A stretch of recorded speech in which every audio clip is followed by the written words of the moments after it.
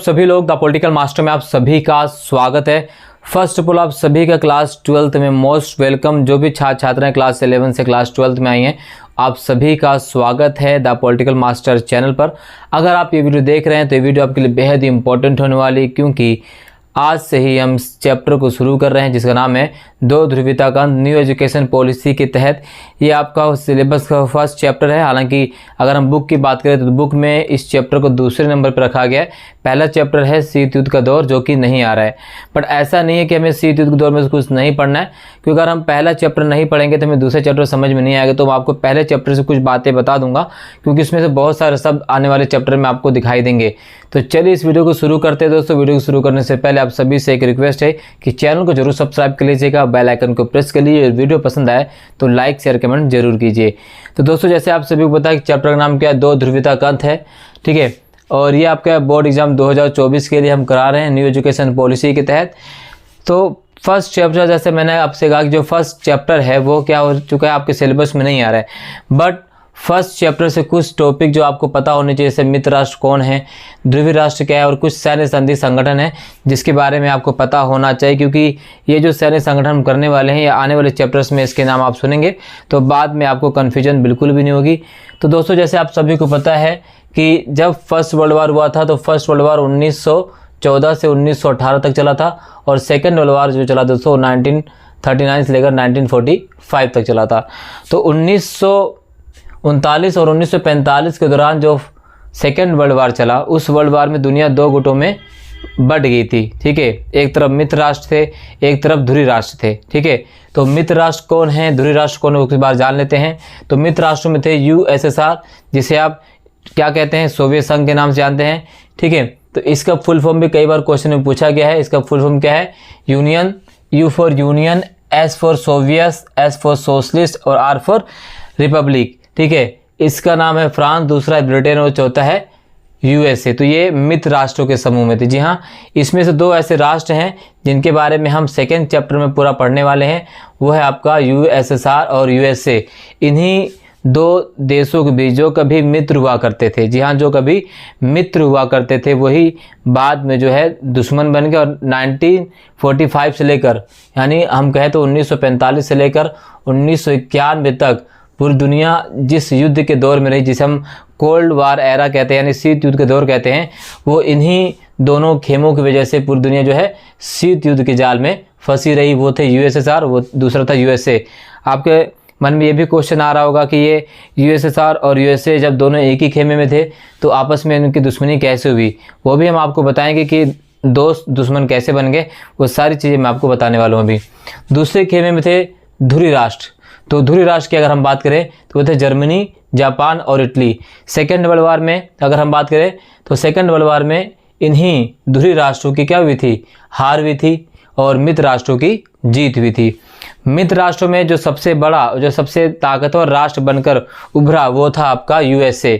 अब USA सबसे ताकतवर राष्ट्र बनकर क्यों उभरा, क्योंकि USA के द्वारा, जी हाँ, संयुक्त राष्ट्र अमेरिका के द्वारा जो है 1945 में ही क्या किया गया, जापान के दो शहर, ठीक है, जापान के दो शहर जिसको हम हिरोशिमा और नागासाकी के नाम से जानते हैं, वहाँ पर परमाणु बमों का प्रयोग किया गया 6 अगस्त और 8 अगस्त को। और उस परमाणु बम का प्रयोग करने के बाद अगर हम देखें तो पूरी दुनिया जो है अमेरिका में तूती बोने लगी। और वास्तव में अमेरिका इसी दिन का इस्तेमाल, यानी इसी दिन का इंतजार कर रहा था कि वो पूरे विश्व को अपनी ताकत को दिखा सके। और उसे वो मौका मिला तो उसने उस मौके पर चौका मारा, यानी उस मौके को उसने भरपूर कह सकते हैं कि इस्तेमाल किया। और दुनिया जो है पूरी तरह से डर गई थी, सहम गई थी। और जो उसका दोस्त था जिसका नाम था USSR, उसको लगा कि ये जब इसके पास परमाणु बम है और इसने मुझे इस परमाणु बम के बारे में कहीं बताया नहीं, तो ऐसा भी हो सकता है कि आने वाले समय भविष्य में मुझ पर भी आक्रमण कर सकता। बस यहीं से दो दोस्तों के बीच दरार होती है और दोनों दोस्त जो है अलग अलग गुटों में बढ़ जाते हैं। अमेरिका जो पश्चिमी देशों का मुखिया था वो पूंजीवादी कहलाया, यानी पूंजीवादी गुट कहलाए। सोवियत संघ जो पूर्वी खेमे का मुखिया था वो साम्यवादी गुट कहलाए, यानी दूसरी दुनिया के भी वो गुट कहलाए। तो इस तरह से दुनिया दो खेमे में बढ़ जाती है। और जब दुनिया दो खेमों में बढ़ जाती है 1945 से लेकर 1991 तक, तो उसी समय चलता है शीत युद्ध का दौर, ठीक है। अब इस तरह से इस स्थिति में हम समझेंगे कि दौर क्या था, वो बाद में हम बात करेंगे। इसके अलावा कुछ सैन्य संधि संगठन हैं जो इन दोनों खेमों के बीच बनाए गए थे, इन दोनों खेमों के द्वारा बनाए गए थे। उसकी अगर हम बात करें तो अमेरिका द्वारा जिस सैन्य संगठन की स्थापना की उसमें नाटो मतलब NTO यानी NATO क्या कहते हैं इसे, नॉर्थ अटलांटिक ट्रीटी ऑर्गेनाइजेशन। जी हाँ, N for North, A for Atlantic, T for Treaty, O for Organization. ये भी एक सैनिक संगठन था, ठीक है। इसी की स्थापना 1949 में की गई थी और इसमें जो संस्थापक सदस्य थे वो थे 12 देश। तो ये क्वेश्चन पूछा जाता है आपके CUT एग्जाम में, MCQs में क्वेश्चन पूछे जा सकते हैं। उसके बाद सीटो की स्थापना 1954 में की गई, सेंटो की स्थापना 1955 में की गई। ये तीनों अमेरिकी सैन्य संगठन थे और अमेरिका के जवाब में सोवियत संघ के द्वारा भी एक संगठन की स्थापना की जिसका नाम था वार्सा पैक्ट।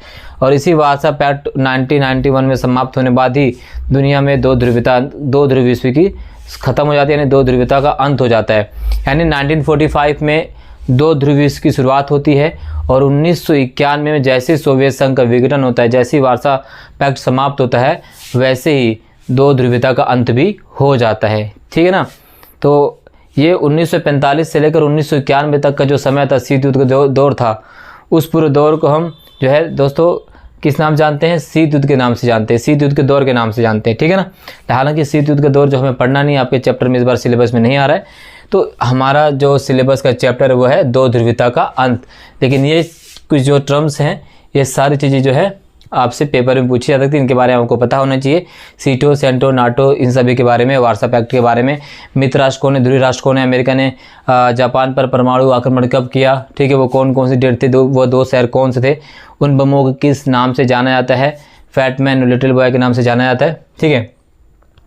तो बात करते हैं दो ध्रुवीयता अंत की। तो दो ध्रुवीयता अंत की शुरुआत होती है कब से, बर्लिन की दीवार के गिराए जाने से। अब बर्लिन की दीवार किस चिड़िया का नाम है, तो बर्लिन की दीवार दोस्तों खड़ी की गई थी 1961 में, जहाँ 1961 में इस दीवार को खड़ा किया गया था और ये 150 किलोमीटर लंबी दीवार थी। और ये जो बर्लिन की दीवार थी पूंजीवादी और साम्यवादी दुनिया के बीच विभाजन का प्रतीक मानी जाती है। यहाँ पूंजीवादी और साम्यवादी दुनिया के बीच जो है विभाजन का सबसे बड़ा प्रतीक थी बर्लिन की दीवार। और ये दीवार पश्चिमी बर्लिन को पूर्वी बर्लिन से अलग करती थी। पश्चिमी बर्लिन जो पूंजीवादी खेमे की तरफ थे, पूर्वी बर्लिन जो साम्यवादी खेमे की तरफ थे, इन दोनों को अलग करती थी कौन, बर्लिन की दीवार, ठीक है। 28 सालों के बाद जनता ने इस दीवार को 9 नवंबर 1989 को तोड़ दिया। तो 9 नवंबर 1989 की दीवार को तोड़ दिया गया। जैसे इस दीवार को समाप्त किया जाता है, वैसे इस जो है दो ध्रुवीयता का अंत की शुरुआत भी हो जाती है। और पूरी तरह से दो ध्रुवीयता का अंत कब हो जाता है, जब सोवियत संघ की समाप्ति घोषणा किसने की थी, 1991 में, ठीक है। और ये शुरुआत होती है किसके द्वारा, बोरिस येल्त्सिन के द्वारा। और इसमें रूस, यूक्रेन व बेलारूस वो 3 देश थे जिन्होंने सोवियत संघ की समाप्ति की घोषणा की थी। याद रखना, यहाँ से क्वेश्चन कई बार पूछा गया है। तो सोवियत संघ की समाप्ति की घोषणा जो है 1991 में बोरिस येल्त्सिन के नेतृत्व में की गई। और इसमें सहयोगी देश कौन थे, रूस था, यूक्रेन था, व आपका क्या है, बेलारूस, ठीक है। तो बात कर लेते हैं सोवियत संघ। अब सोवियत संघ क्या था, तो सोवियत संघ की बात करें तो सोवियत संघ क्या है दोस्तों, सोवियत प्रणाली या सोवियत संघ क्या है ये, तो यह समाजवादी सोवियत गणराज्य। तो समाजवादी सोवियत गणराज्य 1917 की रूसी क्रांति के बाद जो है अस्तित्व में आता है, जिसे हम क्या कहते हैं, USSR के नाम से जानते हैं। इसका अस्तित्व कब होता है, तो 1917 में। और ये 15 गणराज्यों को मिलाकर बनाया गया था। जी हाँ, ये अकेला गणराज्य नहीं था, ये 15 गणराज्यों को मिलाकर बनाया गया था, जिसे हम सोवियत संघ के नाम से जानते हैं। और ये जो रूसी क्रांति थी वो किस पर आधारित थी, यह क्रांति पूंजीवाद के विरोध में हुई थी और समाजवाद के आदर्शों और समतामूलक समाज के ज़रूरतों से प्रेरित थी। तो पूंजीवाद जिसमें हम कहें तो इसमें पूंजीपतियों का अधिक बोलबाला होता है, इसमें राज्य का अधिकार कम होता है, पूंजीपति का अधिकार ज़्यादा होता है। और ये जो सोवियत गणराज्य था, जो समाजवादी सोवियत संघ थे, वो पूंजीवाद का घोर विरोधी था, क्योंकि पूंजीवाद का प्रणेता कौन है, तो पूंजीवाद का प्रणेता अमेरिका था। तो ये पूंजीवाद का विरोधी था। और सोवियत संघ जो था वो साम्यवाद का क्या था, साम्यवाद का प्रणेता था, साम्यवाद का जन्मदाता सोवियत संघ था, ठीक है। सोवियत संघ प्रणाली की धुरी क्या थी, कम्युनिस्ट पार्टी थी। और इसमें किसी अन्य राजनीतिक दल अथवा विपक्ष के लिए बिल्कुल भी जगह नहीं थी। सोवियत संघ को जो है दूसरी दुनिया या दूसरी खेमों के देश के नाम से भी जाना जाता है। सेकेंड वर्ल्ड वार के बाद 1945 के बाद जो पूर्वी यूरोपीय देश थे पूर्वी यूरोपीय देश को सोवियत संघ द्वारा जो है मदद दी गई थी। और सोवियत संघ जिन देशों को मदद करते गया वो बाद में पूर्वी यूरोपीय देश सोवियत संघ के खेमे में शामिल होते चले गए और समाजवाद को अपनाते चले गए। उधर अमेरिका जिसकी मदद करता था वो पूंजीवाद में चलते चले गए। इधर सोवियत संघ जिनकी मदद करता था वो समाजवाद के पक्षधर बन गए, वो समाजवादी खेमे में होते चले गए। तो इस तरह जो है सोवियत संघ काफ़ी मजबूत अर्थव्यवस्था बनती चली गई। इसकी कई बार इसकी विशेषता से भी क्वेश्चन पूछे जाते हैं। तो सोवियत संघ की जो संचार प्रणाली थी काफ़ी उन्नत थी। क्या थी?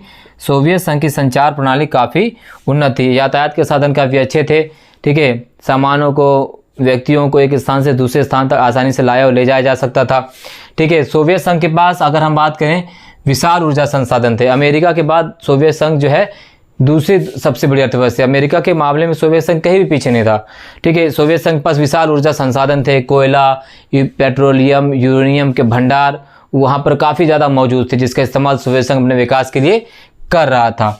इसके साथ साथ उपभोक्ता उद्योग काफ़ी उन्नत था। उपभोक्ता उद्योग का मतलब जिसका हम उपभोग करते हैं, यानी सुई से लेकर जो है बड़े से बड़े सामान वहाँ पर बनाया जाता था, जिससे नागरिक काफ़ी खुश थे, नागरिकों को काफ़ी रोजगार मिलता था, ठीक है। नागरिकों को न्यूनतम जीवन स्तर की सुविधाएं दी गई थी। जो नागरिक थे उन्हें हर प्रकार की मूलभूत सुविधाएं प्रदान की जाए, रोटी, कपड़ा, मकान, जो जीवन स्तर की सुविधाएं थी वो उन्हें बेसिक सुविधाएं वहाँ की सरकार द्वारा, वहाँ के राज्य द्वारा जो है प्रोवाइड की जाती थी। किसके द्वारा?